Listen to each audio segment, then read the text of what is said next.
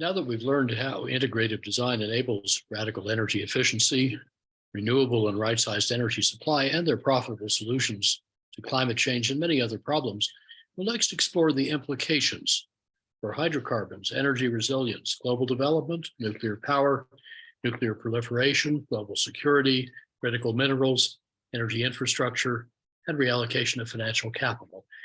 There are many other topics we could dig into, from jobs and equity and gender roles to agriculture and geopolitics, but I'd rather save those for discussion and for our next two classes. In America's biggest oil company, half the forward oil output reportedly needs about $75 a barrel market price to justify investment. And after 2025, 36% of it will need $95 a barrel. So how would this company fare as the cost of getting US autos off oil completely drops from $26 per saved barrel a decade ago to about $7 a barrel today to less than zero a few years from now? Well, capital markets are behaving accordingly. Just before Putin's war, the Financial Times editorialized that oil and gas exploration must pay up to 20% a year for capital, while renewables, with their lower project risk, faster build, better prospects, pay only 3 to 5% a year for their capital. They can get as much cheap capital as they want, while Chevron and ExxonMobil must now return capital to placate investors. Such firms and OPEC Plus have bet the farm on exploration to meet durably rebounding oil demand, as some see it, and that looks like an ever riskier bet.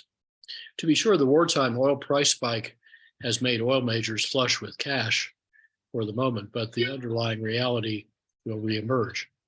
To be sure, their competitors face risks too, especially in political economy, as the transition makes fossil fuel prices more volatile. As Kevin Book recently remarked, price spikes, he said, tend to usher out incumbent politicians faster than they usher in new technologies. So he said the transition may not be challenged by technology moving too slowly, not merely by that, but also by elected officials reacting too quickly and perhaps unwisely.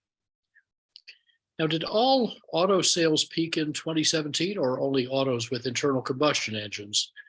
Bloomberg thinks or thought a few years ago that total auto sales sometime in the 2030s will modestly exceed those in 2017, while Carbon Tracker and some other analysts think not, but it doesn't matter. The important point is that sales of fueled autos in black peaked in 2017. How quickly electric vehicles take market share away from them will determine fueled autos' degree of temporary rebound. But world EV sales are sizzling. They doubled to 6.5 million from 2020 to 2021, 10.3 million in 2022. They're projected to exceed 14 million in 2023. 3/4 of those electric by batteries, 1/4 hybrid electric. By mid-decade, it's all downhill for internal combustion engine autos, all the more so with a less than $5,000 entry-level 4-seat electric vehicle, the most popular in China.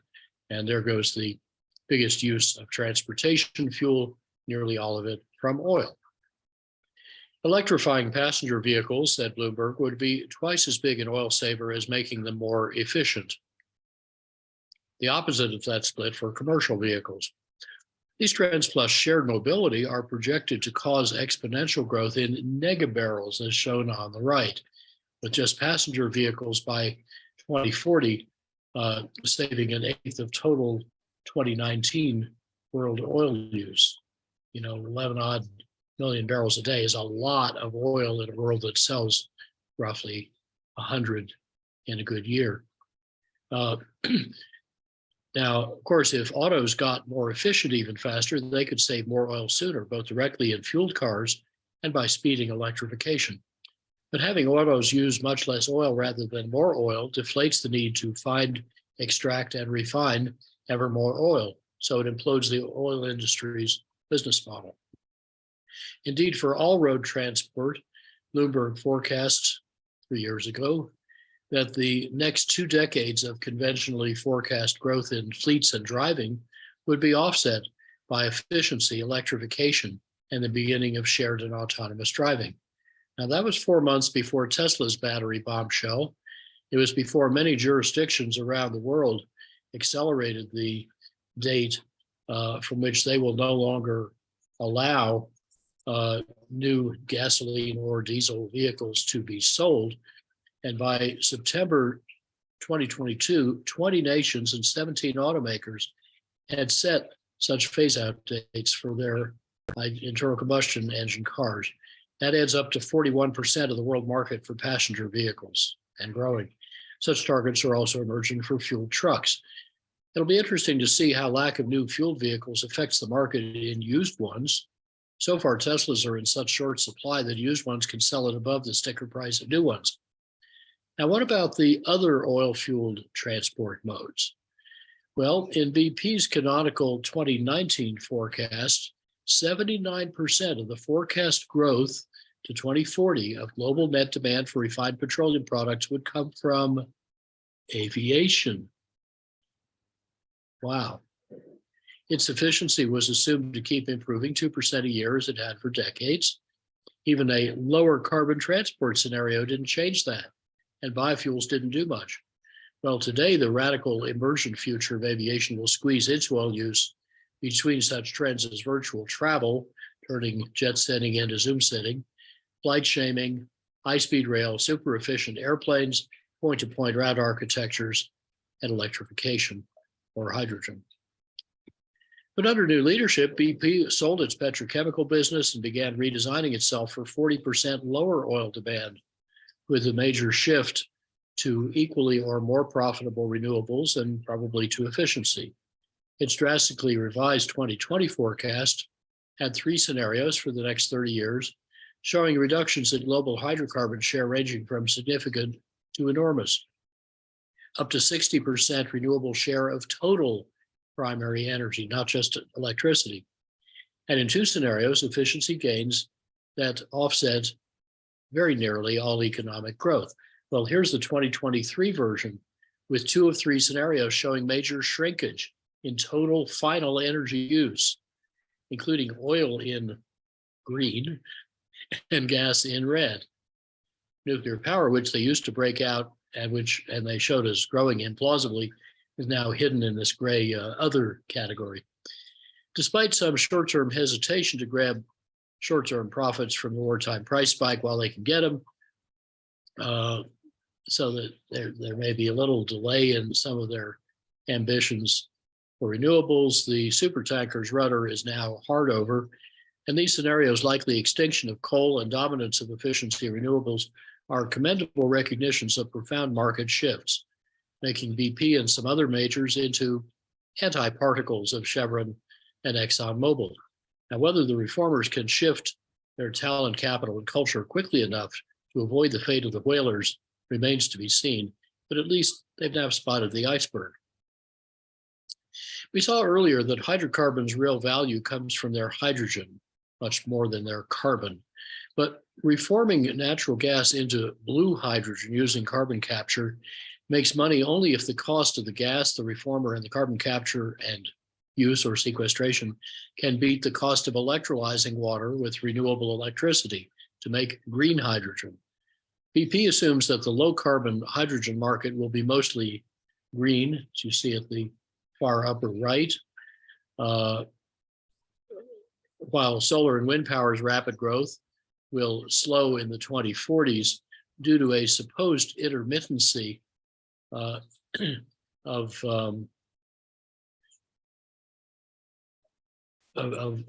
problem that they see that limits renewables to about a 65% share.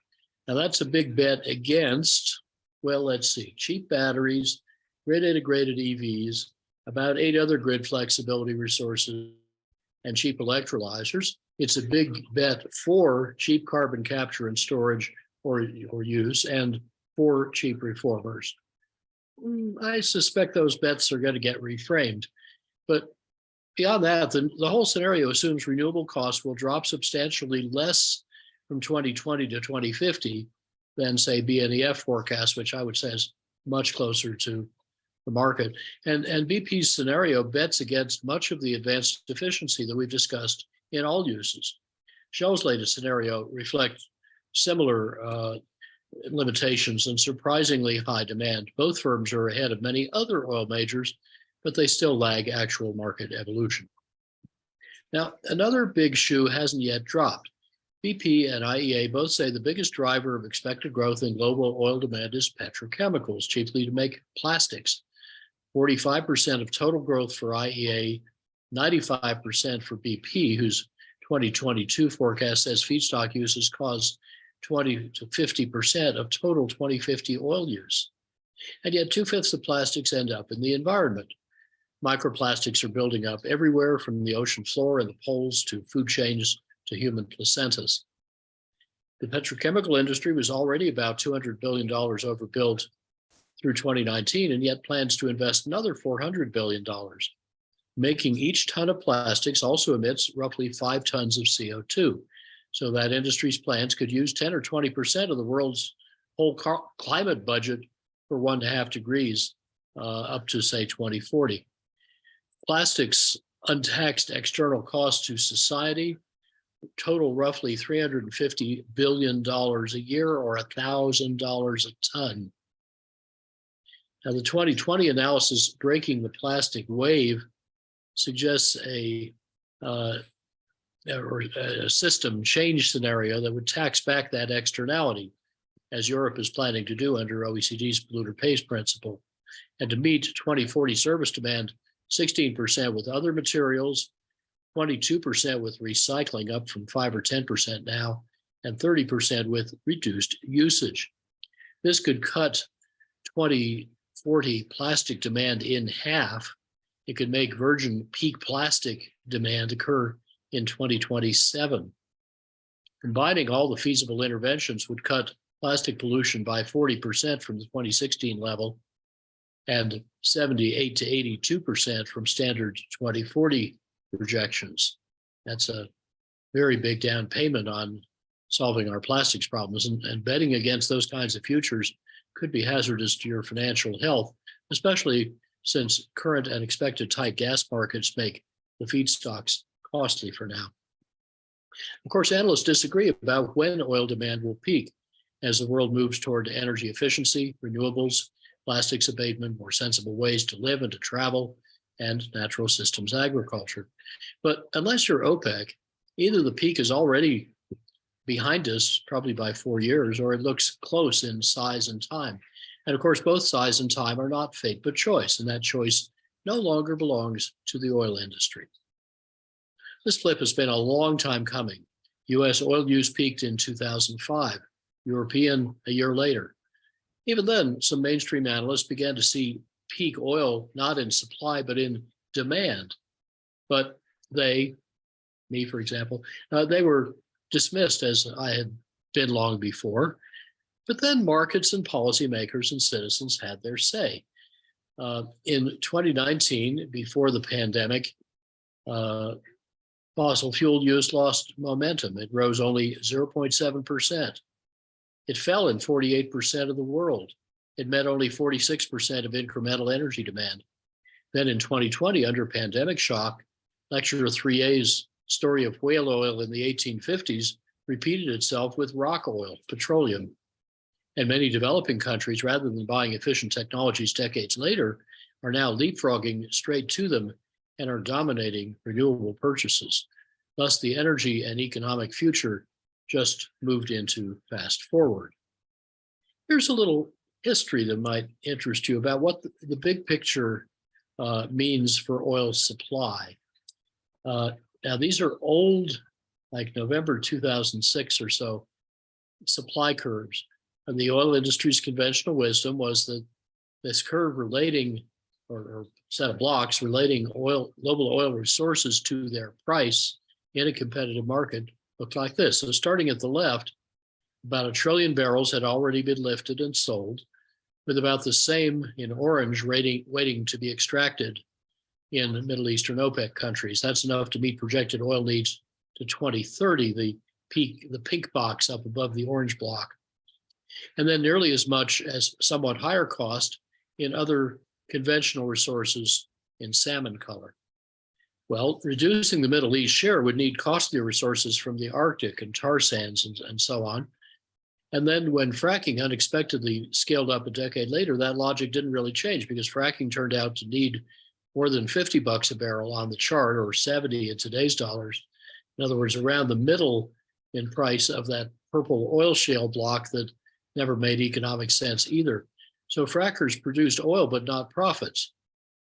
Their business model, says Bloomberg's Lime Denning, is spending money you don't have to produce energy nobody wants.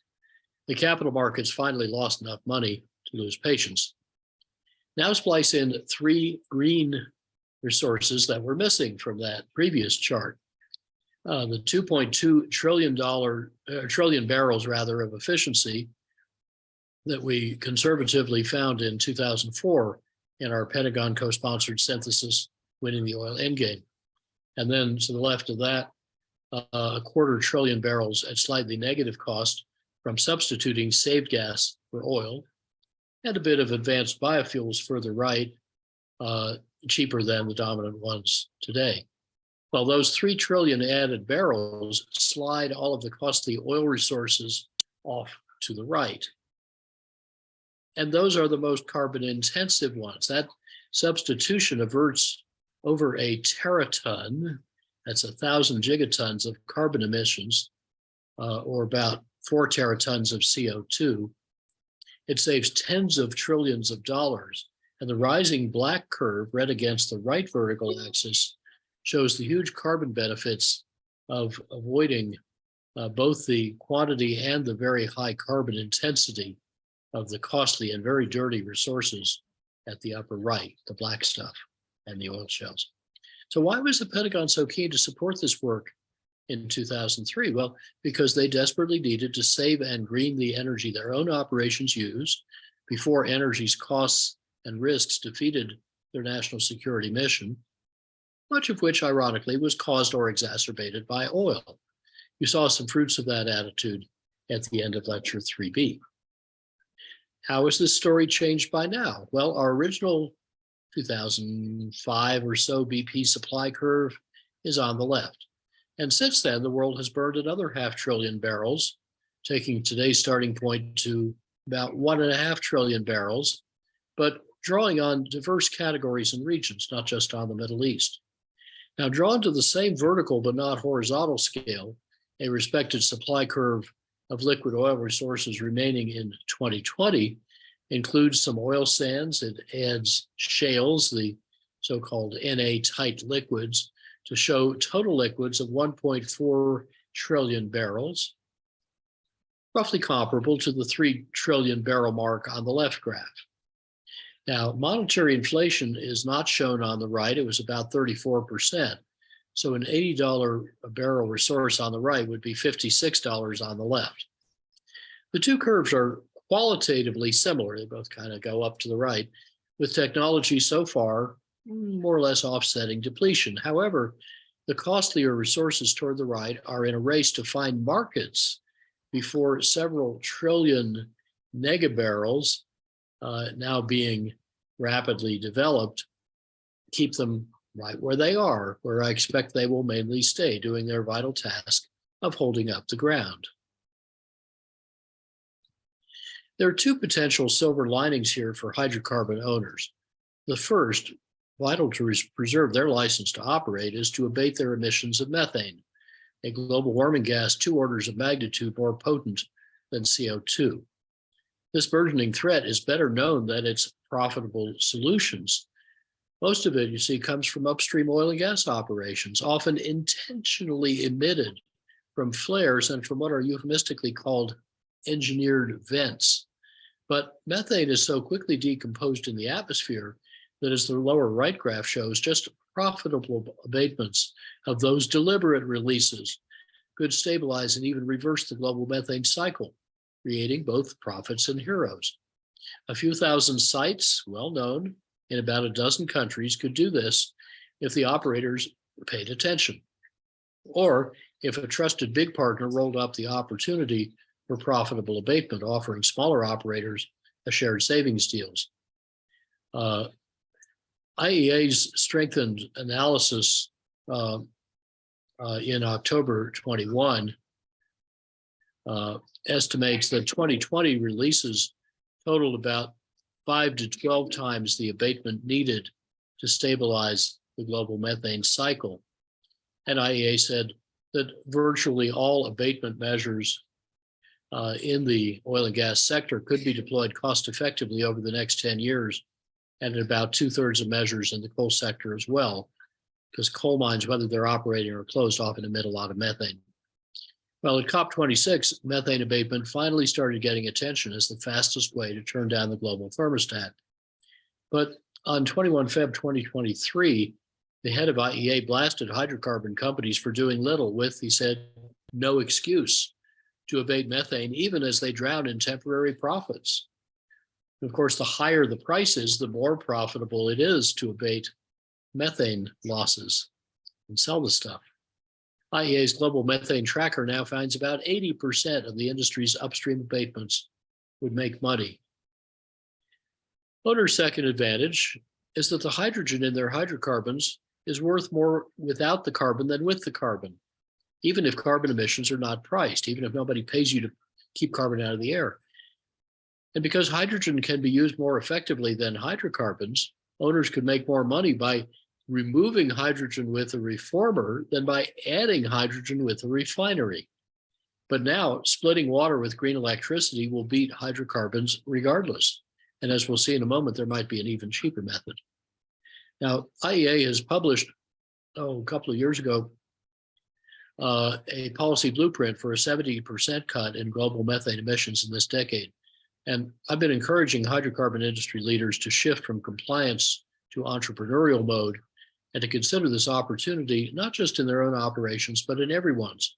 Because it takes only one big oil company or service company to do a global roll-up and thus become heroes to their shareholders and all beings. Especially in the United States, the second biggest methane emitter, although slightly ahead of Russia in emission intensity, the hydrocarbon industries and even the Texas regulators are starting to step up. They have little choice. New methane imaging satellites and data fusion platforms, including RMI's Climate Intelligence Initiative, leave emitters nowhere to hide. And those eyes in the sky go down to the asset level and are linked to a list of which investors have their money in that asset. Now, BP and its kin that project gas-rich futures might be betting on new technologies. There are several like this one developed for RPE and now funded by Shell. And if it succeeds, and if upstream methane emissions become negligible, less than 0.1%, it may offer more options for safely using natural gas for longer. We don't know that yet, but we do know that refineries and other bulk users now make nearly all the world's hydrogen in giant SMRs. That's not small modular reactor, it's steam methane reformers that catalytically react natural gas with hot steam. The methane and the steam each contribute half of the produced hydrogen. This method makes so-called gray hydrogen because it releases CO2. Capturing and using or storing that CO2, making the hydrogen blue, would add cost. Some say and others deny that blue hydrogen is really relatively climate safe if methane doesn't leak from the gas system. And a really important argument here, I believe we'll give you a reading on this, is that really the subsidies for the carbon capture and storage part are really a subsidy to enhanced oil recovery, which makes the climate problem worse.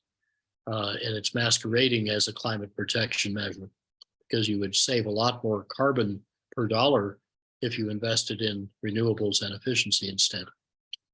Now, what this process does, if you read the print on the right, is to bubble up methane through a meter-high column of 1,000-degree molten metal.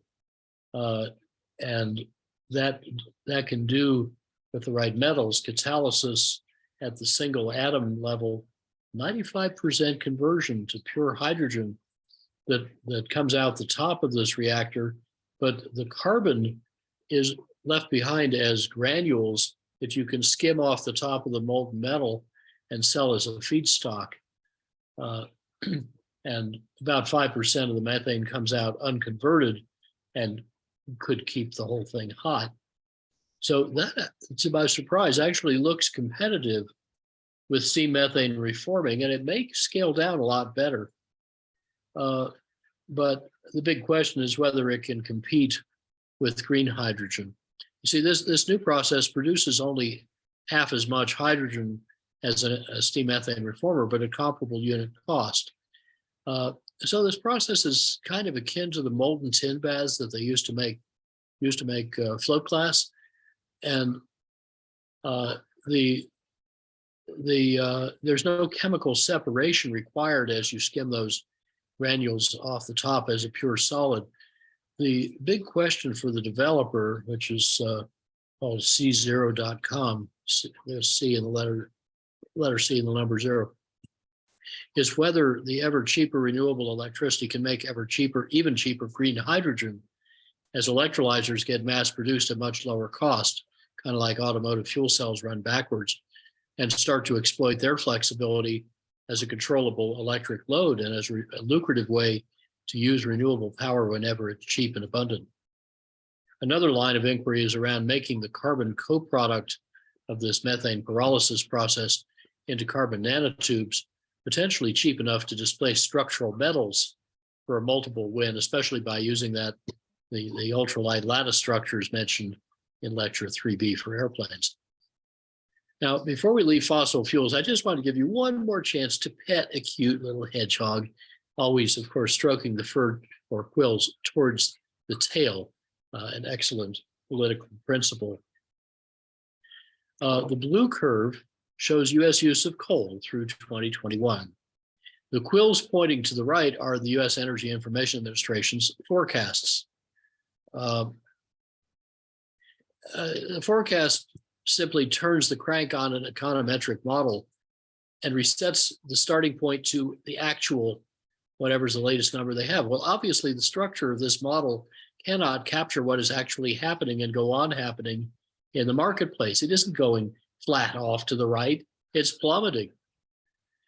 Well, this helps explain why sensible businesses apply EIA's great skills for energy statistics, not for forecasting. Although in fairness, how EIA models is severely constrained by Congress, where there are influential people who rather enjoy this sort of forecast. Well, now you know better. Where else does misforecasting now abound? Well, there's lately been a flood of strangely simultaneous articles claiming that for many diverse reasons, the energy transition is impractical and destroys the environment. We can guess whose interest it's in to try to conflict green readers and turn them towards other options. One of the most persistent threads there, recently receiving a triple New York Times investigative report on Congolese cobalt, is about the supposedly tough, if not intractable, problems of scaling battery materials for a decarbonized global economy. The issue normally elicits the three gray suggestions at the bottom, usually in reverse order from the bottom up. I'm sorry. There we go. That is better labor practices, transparency, cleaner mining, and using materials that aren't so rare. Well,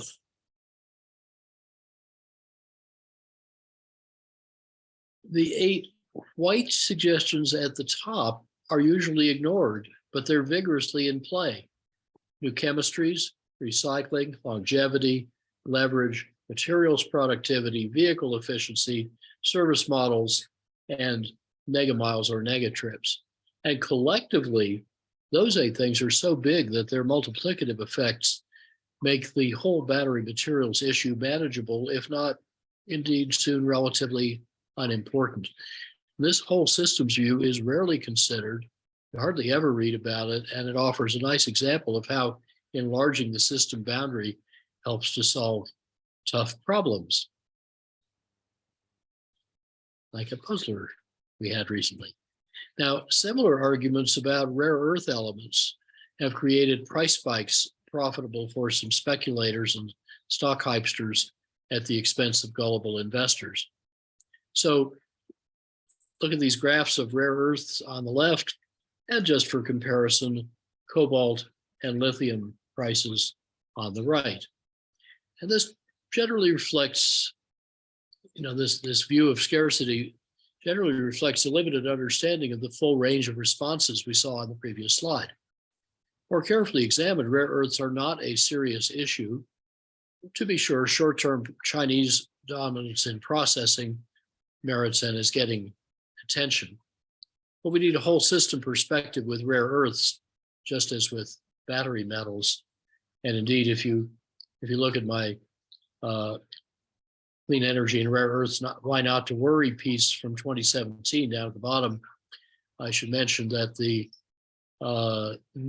iron nitride supermagnets, which could be twice as powerful as the rare earth iron boron magnets that were just in the lab when I wrote that piece, are now on the market. Now, the popular press and even most government and analyst publications take a narrow and, in my view, naive view of critical materials economics. The latest crisis du jour is copper, with price nearly quintupled in 2 decades, based partly on claims like IEA's that electric vehicles need 2.3 times more copper than gasoline cars. Well, good design can make that number close to 1 or less. Remember that Denso Honeywell aviation motor with 1/10 the weight per kilowatt of most current EV motors? A good deal of that saving can be copper, not just iron. Now, one more national security issue does arise from currently fractious geopolitics interacting with US domestic politics. And it's about China's dominance in supply chains. China adds nearly half the world's renewable capacity. It adds 3/5 of the world's electric vehicles. And China also had the foresight to build a dominant position in those supply chains.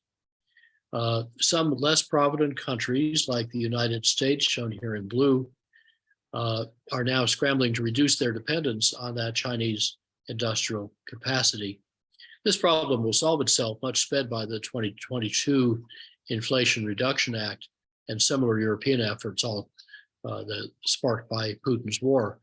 But for a few more years, the graph will still have a lot of red in it. It will still provoke anxiety. Happily, as we see from the previous graph of cobalt and lithium prices, market prices work also in Chinese industries that sell into global markets. Another lately popular claim from the disinformation portfolio and machine is that solar and wind power will use too much land. Well, for wind power, this typically reflects a confusion between the area actually occupied by physical infrastructure and the roughly 100-fold larger area that it spans across, of which 97 to 99% continues to be used for farming, ranching, wildlife, and recreation, paying wind royalties often bigger than agricultural revenues. So if you count the spanned rather than the occupied area, that's like saying that the area of the lampposts in a parking lot is the area of the parking lot. So where do you park? Well, of course, the other 99% is occupied by cars and empty parking places and driving space, not by lampposts. Now, a recent Nature paper with these maps shows that the world could get all its electricity from rooftop solar using no land, operable with or without the grid, and avoiding its delivery costs and losses and glitches. Buildings, by the way, can also put photovoltaics on vertical surfaces, including windows. Ground mount solar is now often built on top of productive farm or livestock land for a double profit from the same land. This is called agri-solar or agrivoltaics. And the lower right references are part of the rapidly growing literature showing that ag production often goes up and profits go up. You can build solar on otherwise unusable land like landfills and canals, or filled into wind farms, perhaps a triple wind with agrivoltaics. And even standalone ground mount solar does use slightly less land than nuclear power, including its fuel cycle. Anyway, few places will run on solar alone. And add all this up, and it's clear that land use by solar power is simply not an important constraint. On the contrary, rooftop PVs are already about 2/5 of globally installed photovoltaic capacity. They're a fourth of annual additions. Or in China in 2022, they're 65% of PV additions under the whole county rooftop solar program, a little noticed and very important, rapidly developing initiative. And of course, rooftop PVs provide uniquely resilient power supply, if wired that way, over a big range of scales. And as Vietnam showed in the electricity lecture, they can spread extremely quickly. If allowed to compete fairly, rooftop PVs may give utility scale renewables and transmission grids a real run for their money. Another advantage of efficiency and of distributed renewable energy systems is starting to speed their adoption. As poverty persists and natural disasters intensify and physical attacks spread and cyber threats mount, one attribute that many energy users increasingly value is resilience, the system's ability to keep working or resist damage and then quickly recover and bounce back stronger. Our 1982 book for the Pentagon on the vulnerabilities and resilient redesign of what is now called energy critical infrastructure remains, I think, the definitive unclassified work, although it predated cyber vulnerabilities added later by the same stupid assumption of no evildoers. Well, today's utility executives typically rank these once ignored concerns at the top of their worry list, and some of them, though still too few, are starting to take real countermeasures. Wherever you live, if you have grid electricity, you probably realize it's vital but vulnerable. Modern societies face an increasingly existential threat from cascading and potentially economy-shattering blackouts caused by accident or malice. They're caused by squirrels, tree limbs, operator errors, earthquakes, superstorms, hot or cold snaps. They can also come from solar storms, electromagnetic pulse, and increasingly physical or cyber attack. Perhaps the biggest grid attack so far in 2012 in India blacked out 670 million people, 9% of the world's population. In 2014, 140 million Pakistanis were blacked out to destabilize the government. On the night of the Boston Marathon bombing, the US escaped major economic and political disruption by about a minute when highly trained but still unknown attackers were luckily interrupted one or a few minutes before shooting out the last and most important row of transformers at the Metcalf substation powering Silicon Valley. In January 2022, the Department of Homeland Security warned that domestic far-right extremists had been making credible, specific plans to attack US electricity systems. And some did, say in North Carolina. Cyber attack, as Iran recently did to Turkey and Russia to Ukraine, could be far more serious. Lloyd says that a few weeks blackout just in the northeastern US could cost $1 trillion, and some forms of attack could be irrecoverable. Britain's spy masters have warned that Russia may anonymously turn off the national grid. More and fiercer storms, greater terrorism, and asymmetric and hybrid warfare, such as the current Russian attacks over many months on the Ukrainian grid, make resilience far more valuable. And yet basic grid protection is still in its infancy.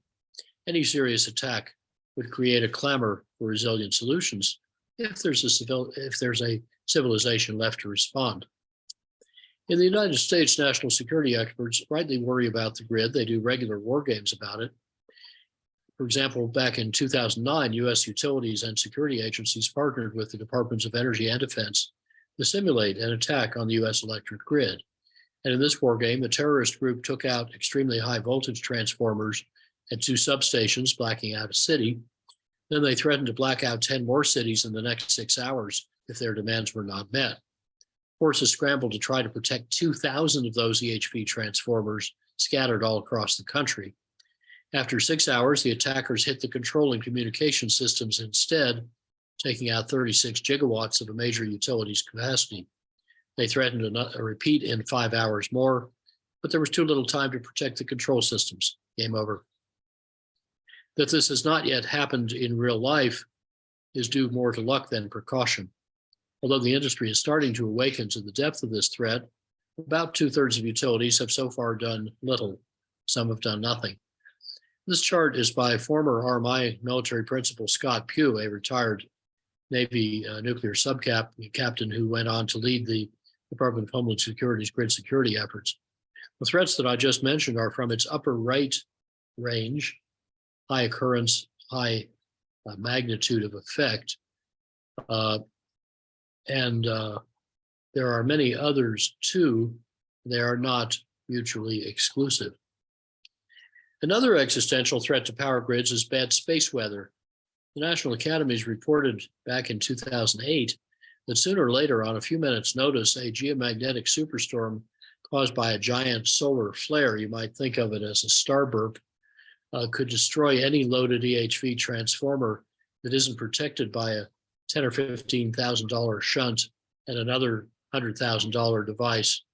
And that's the unprotected ones are probably today still most of the 2,000 such transformers. Well, that means no more backbone transmission for years, if ever. At least 3 events capable of damaging transformers have occurred since 1972. One in '89 knocked out all 5 Quebec, well, I'm not sure if it was all, but they knocked out 5 Quebec lines carrying 9 gigawatts. It collapsed Quebec's grid in 92 seconds, and it caused 200 disruptions across North American power systems. In 2003, another solar storm triggered a $4 to $10 billion blackout across Northern Europe and disabled key satellites and FAA's GPS system for guiding airplanes.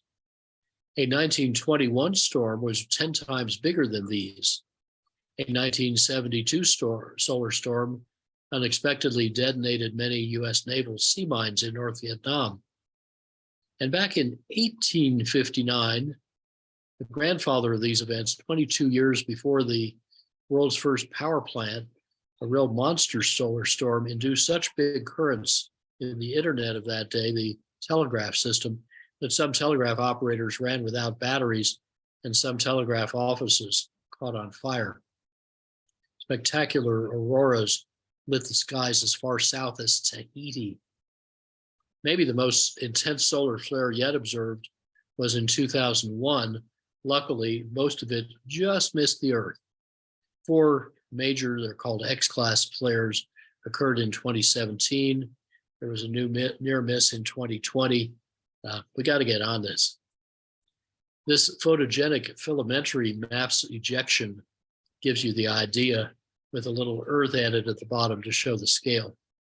Grid protection from solar burps is quick and cheap, but most owners have dragged their feet for more than a decade while they argue about who's going to pay for it. Well, the next solar storm peak, due around mid-2025, is expected to be one of the most intense yet observed. These are not rare events, and unprotected power grids are living on borrowed time. So either cyber terrorism or geomagnetic superstorm could destroy our national economy if we don't take prompt, careful, and comprehensive precautions. The cyber terrorist risk is threatened. The solar storm risk is inevitable. If that 1921 storm recurred today, it could black out over 130 Americans, risk destruction of over 350 EHV transformers, and take many years to fix at a cost of trillions of dollars per year. That's about as devastating as a high-altitude nuclear blast feared electromagnetic pulse, or EMP, and sooner or later it's bound to happen. I wish our solar inverters were all hardened against EMP, as military electronics are. A single, say, North Korean high-altitude nuclear explosion requiring no guidance and no reentry technology, so they could do it now, could probably destroy much of the North American grid.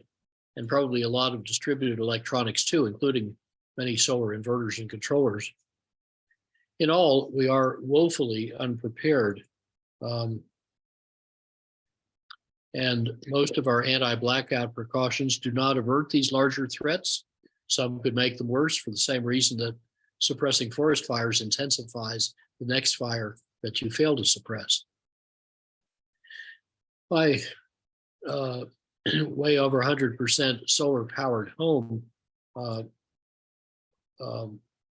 has for a quarter century worked continuously with or without the grid, except once when the battery cell failed. And when I'm staying elsewhere, I'm always surprised when I wake up in the morning and the lights are still on. Major blackouts so far, like those shown here, have been quickly recoverable events, but a bad one might put our nation back in the 7th century. Botnets, malware, Stuxnet, thousands of probing attacks on utilities every day, and actual blackouts and extortions of foreign utilities are now commonplace, and yet our institutions have done rather little since our Defense Science Board panel, co-chaired by former Secretary of Defense Jim Schlesinger, surfaced this cyber issue in 2008. Now, connecting distributed generators so they work safely and reliably with or without the grid is the Pentagon's strategy for powering its own military bases. But strangely, it's seldom available to the civilians whom the Pentagon is defending. When Superstorm Sandy blacked out more than 2 million New Jersey households for days, nearly all the gigawatt or more of rooftop PVs survived, but they'd all been wired not to work without the grid. Yet today's industry consensus standards can keep hookups resilient and line workers safe. IEEE Standard 1547, allowing safe manual islanding, was approved in 2003, and it's been updated to let smart inverters auto island, so they can disconnect from the grid and run in isolation and keep serving their load as best they can. Well, then we can organize distributed renewables into local microgrids that normally interconnect, but can split apart fractally at need, stand alone and serve critical loads, and then reconnect seamlessly. Regulators should allow and encourage this, or at least forbid its prohibition, which many utilities still do. Obviously, solar on the roof of your home or office or factory or school or hospital can shield you from grid interruptions, making your power supply roughly 50 to 100 times more reliable because it bypasses the fragile grid, where you will recall about 98 or 99% of power failures start. Industry and regulators should also encourage and help utilities to rewire every gasoline filling station with PVs and batteries, so in a blackout they can still pump fuel.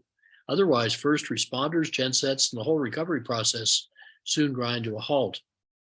In our own valley in western Colorado around 4th of July 2019, a wildfire across the street from our office took out 5 of 6 power lines, and it came within 1 minute of blacking out nearby Aspen for at least a week at the height of the summer season. Our electric co-op is looking into solarizing our valley's 11 gas stations. Making mobility fuel depend on electricity grids is unnecessary and stupid. Now, besides vulnerable grid, the electricity generator can fail catastrophically, some more than others. For example, the 103-mile joint line rail corridor, which is the upper left end of that heavy blue line coming out of Wyoming, carries almost all the Powder River Basin's coal, which is historically 2/5 of U.S. coal use. After heavy rains in 2005, 2 coal trains derailed on consecutive days. Shipments were disrupted and reduced for most of the rest of the year.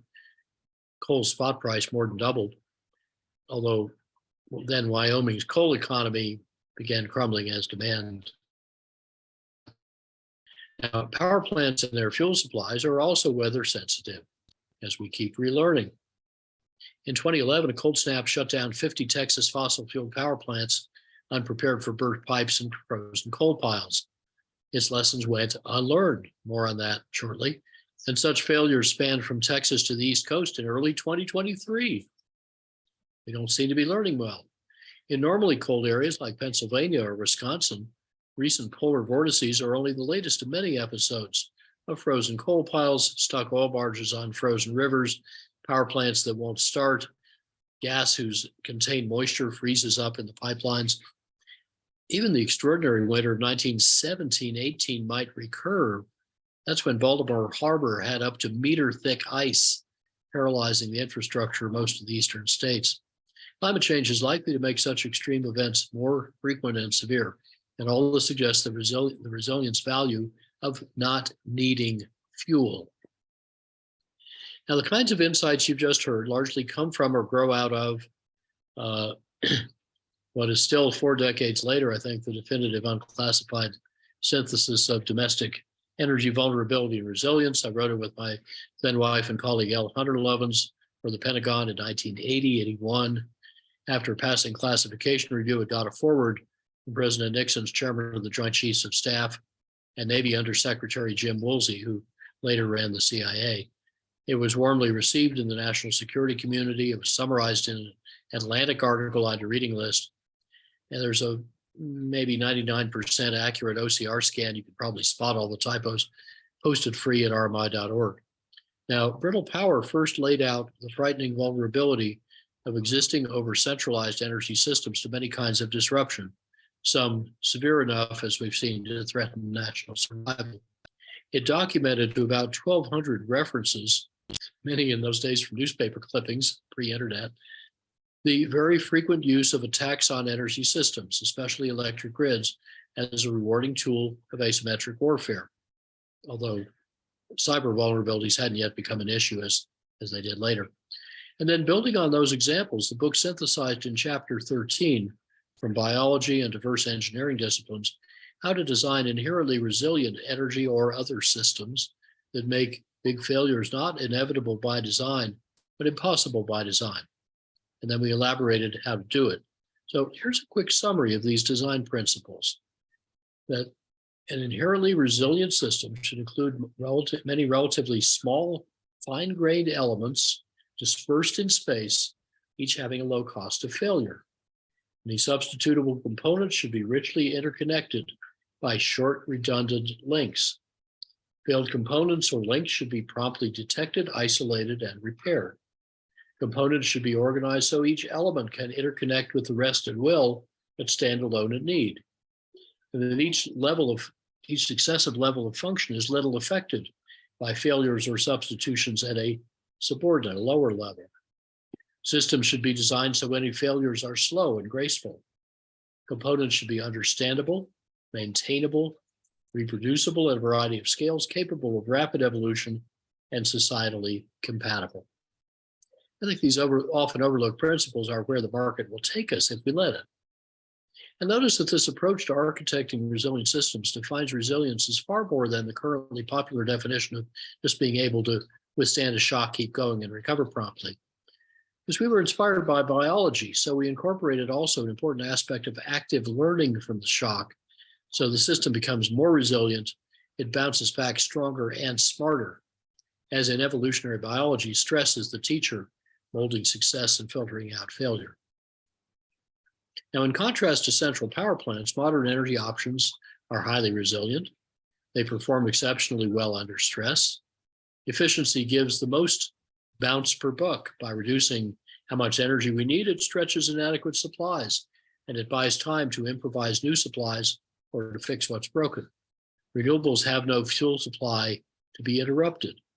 Distributed renewables are also as close as your roof, so they don't depend on the brittle grid. If you want to capture these advantages and design more broadly for resilience, I'd suggest you consider 6 principles to deal with the coming disruptions. You can expect the unexpected, it's inevitable. You can make new buildings super efficient and net zero or net positive, new or retrofit. We need efficient electric shared connected mobility. Of course, the best would be the solar self-charging ones that don't need to plug in because they're 3 times Tesla efficiency, and reduce the need for mobility, use modern shared service models, make our telecoms and fuel logistics not depend on the grid, make the supply diverse, distributed, renewable, islandable, and resilient, try to do local food production, preferably organic because it needs almost no inputs. Whether or not it's better for you, it's much more likely to be grown if it doesn't depend on a bunch of chemicals and stuff coming in. And it can also be self-fueling and evolve local economies toward greater efficiency and greater self-reliance. I think these sound principles apply pretty much anywhere. And actually, the last one was the subject of a major effort with 20 odd examples that I hope will be reposted at rmi.org. It was called the Economic Renewal Project, and it was about how to build sustainable local economies from the bottom up, especially in distressed former extractive industry towns in the Intermountain West. Now, you remember how Denmark has almost entirely decentralized its grid? Here's a little update: grid 2019 on the left, generators 2021 on the right. Denmark's also experimenting with reorganizing its grid as a cellular, they call it, network of islandable microgrids. And the same resilient grid architecture with Chinese help enabled Cuba to reduce its serious blackout days from 224 in 2005, that's days per year, to 0 in 2007. And the next year they sustained vital services even when 2 hurricanes in 2 weeks shredded their eastern grid. And then they repeated that success in 2017. So back in 2010, I wrote up Cuba's example for the US theater commanders in Iraq and Afghanistan, who, like their hosts, wanted to rebuild damaged grids resiliently to stop frequent attacks on them. But the White House vetoed that and required rebuilding the old way. In the Trump administration, the White House and the Secretary of Energy, although not his department, were fixated on trying to bail out coal and nuclear plants that were failing in the marketplace. And their most imaginative argument, which FERC, then including 4 Trump appointees, rejected 5-0, was that coal and nuclear plants' fuel on hand somehow makes them more resilient than gas plants, which depend on pipelines plus any local gas storage, or renewables, which they assumed were unreliable despite their superior performance in the major storms of recent years.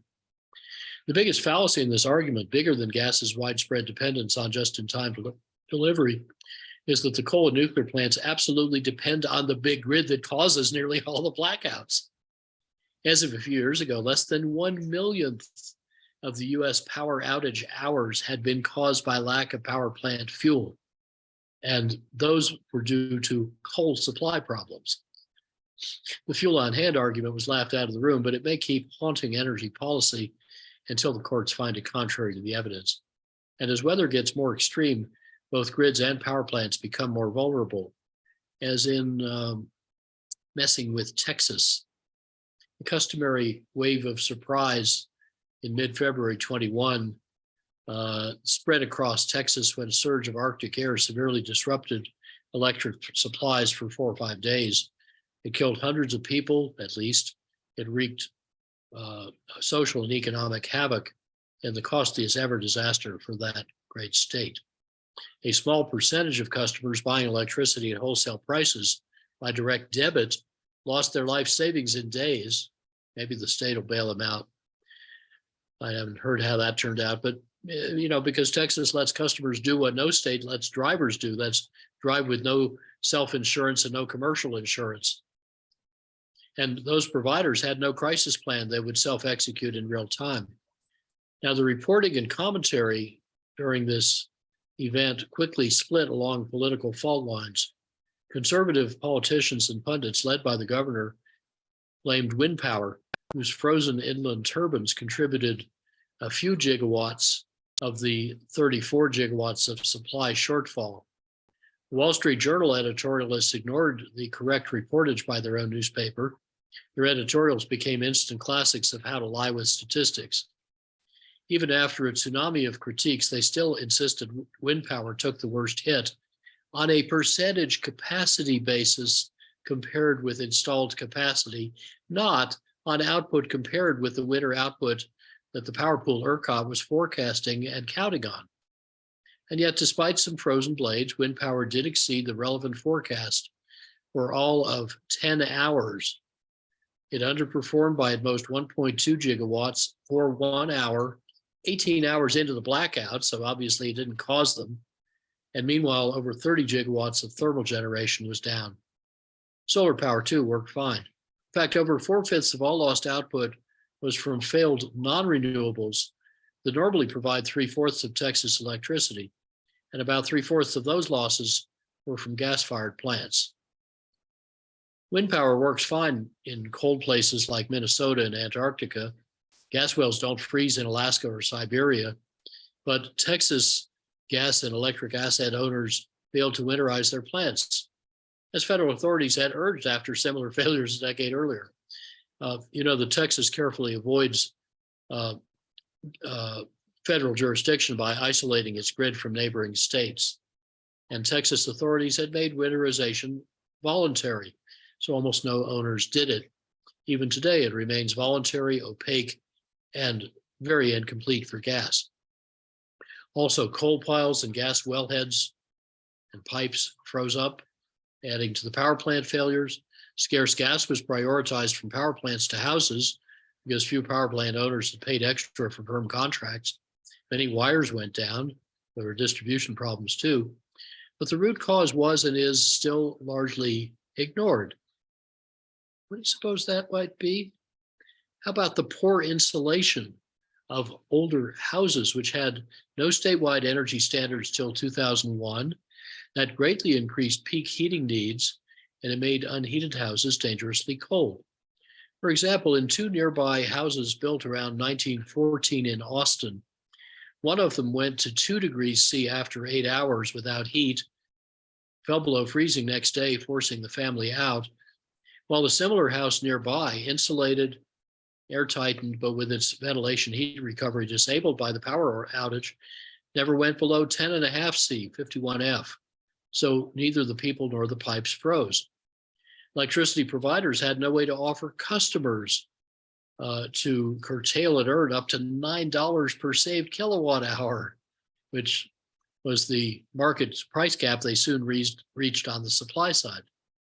One expert estimated that 10 million each smart water heaters and thermostats could have avoided at least half the curtailments and could be added within a year, but they're not being required. No doubt the next Texas policy debate will be about adding a capacity market to subsidize losers, raise prices, and encourage overbuilding the same fossil fuel plants that didn't work or couldn't get gas. The problem wasn't lack of capacity, but lack of operable, deliverable capacity.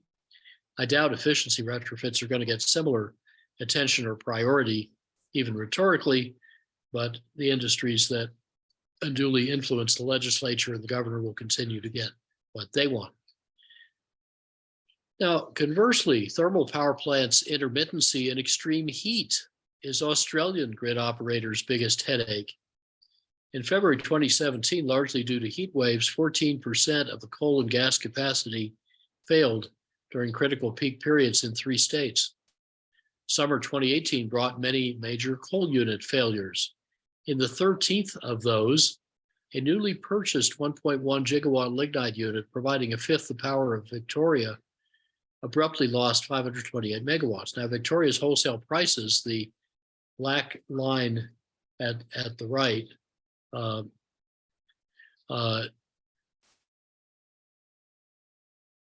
soared by 15,000%. Seeing even higher prices in adjacent South Australia, the Tesla big battery injected over 30 megawatts into the sagging grid for over an hour and cashed in on the high prices. Days earlier, those batteries had recharged with surplus power priced at negative 1,000 Australian dollars a megawatt hour. Had to pay people to take it off their hands. Ironically, some analysts said that heat vulnerable fossil plant operators should be obliged to firm their brittle output with heat safe resources like renewables or batteries, just as US coal interests demand of solar and wind power. Shoes on the other foot now.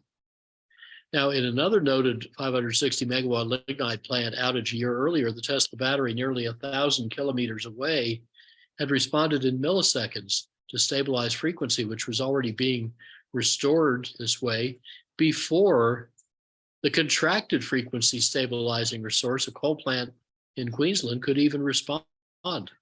South Australia, which was then over half wind and solar powered, had subsidized that big battery in late 2017 to prevent a repetition from an embarrassing grid collapse caused mainly by a gas plant failure and operator error. The battery was promised 100 days from when the contract was signed. Getting the contract signed took 203 days. Construction then took 63 days. Starting a day before the official opening, the battery often helped stabilize the regional grid. And in 2019 alone, it reportedly cut grid losses by more than its own likely construction cost. In 2020, South Australia's 3 big batteries more than doubled their earnings, half of them in a single February event, whose revenues paid off 17 to 33% of their capital costs, while competitors bled. When batteries were just 2% of the capacity of South Australia, they captured 55% of the state's stability market. They cut frequency stability's price 90% in 4 months. They cut gas peakers' revenues by 96%. That transformation is spreading. By the end of 2021, South Australia, which has no coal and no hydropower, had about 60% renewable electricity at the lowest prices in Australia. It was up to 110% solar powered for over an hour with all 1.3 gigawatts of load.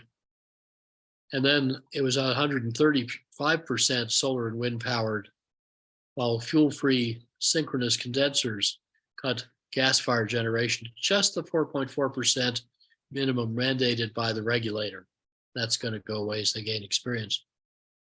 In October 2021, the New South Wales and Australia Capital Territory, or Canberra, grid operator called Transgrid even showed how Australia could phase out all its coal power by 2032 and be 100% renewable by 2035. None too soon. February 2023, Australia's 2 big coal states, New South Wales and Queensland, struggled to keep the lights on as a heat wave coincided with outages at multiple main coal plants. This is what the big battery looks like, and that's another recent shot of, 2017 anyway, of how very quickly it responds to opportunities and needs. And let me conclude this section with 5 slides about the energy transition and global development. In the early 80s, I learned from China's eminent economist Mao Hong, founder of the State Council's Development Research Center, how China had bought over 100 refrigerator factories to raise refrigerator ownership in Greater Beijing from a few percent to over 60%. But it turned out the reason the factories were cheap was that they made inefficient refrigerators. So they caused really costly shortages of power and capital. So Mr. Ma's lesson for me was that development is affordable only if it rests on a foundation of resource efficiency, because otherwise the supply side devours the capital budget that you need to build the things that were supposed to use the energy and resources. In 1991, Ashok Gadgil, who now leads Berkeley Lab's efficiency work, and I analyzed the electricity revolution's gigantic and yet little noticed opportunity to reallocate financial capital.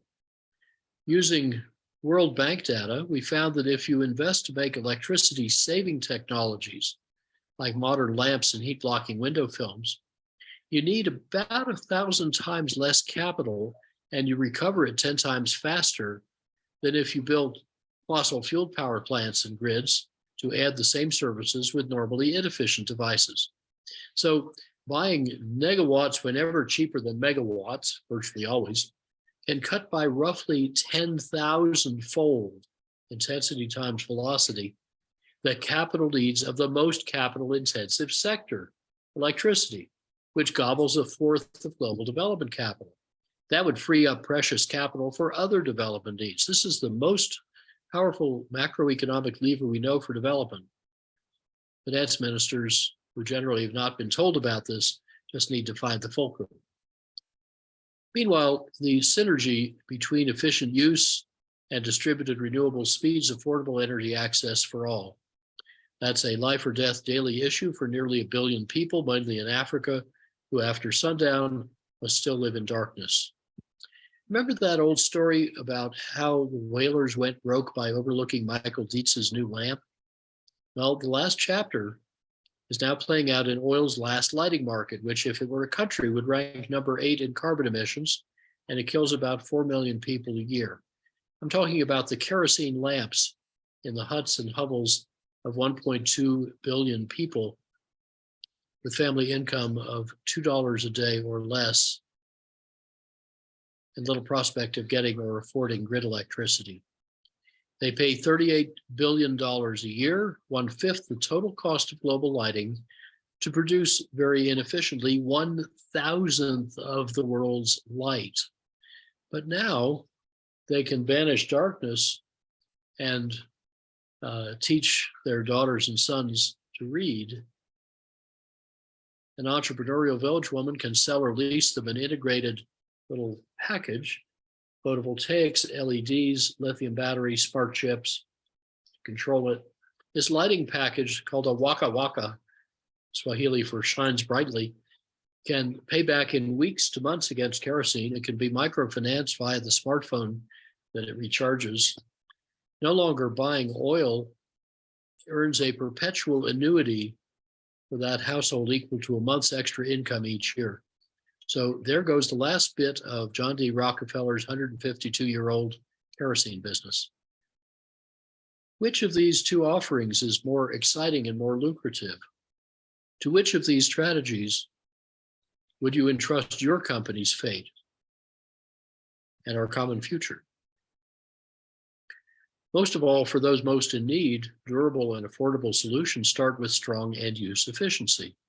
Berkeley Lab uses photovoltaics, a third smaller than shown in this picture, to power 7,000 looks of LEDs, a mobile phone charger, a clock radio, a table fan, and a 56-centimeter color television. So this entire suite of life-changing appliances uses just 27 watts. Their high efficiencies cut the total capital cost in half, so you can empower twice as many off-grid families for the same money. And also this enables cheap and highly reliable DC solar microgrids. So this appliance suite can, of course, be extended. For example, with the Dutch low-voltage refrigerator, I saw a few decades ago that used an average of 8 watts. That was before we had vacuum panel insulation. Now, to free the girls in these families from gathering wood and dung for cooking, smarter pots could be at least as important as better cook stoves, and maybe culturally easier, although they're scarcely on the agenda. Many of these proven improvements are on the market separately, and they could be combined and adapted by ingenious local metalsmiths to local skills and needs. They could be designed cleanably and durably and then integrated with the stoves. Integrating all options for cooking, including good old ideas like lower heated mass, better insulation, even a hay box, direct immersion or direct contact, fast regulation.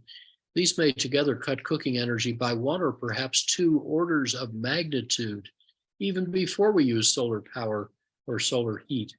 And after many years, some leading cook stove experts for developing countries are just starting to add pots to their agenda. Another nice example of enlarging the system boundary.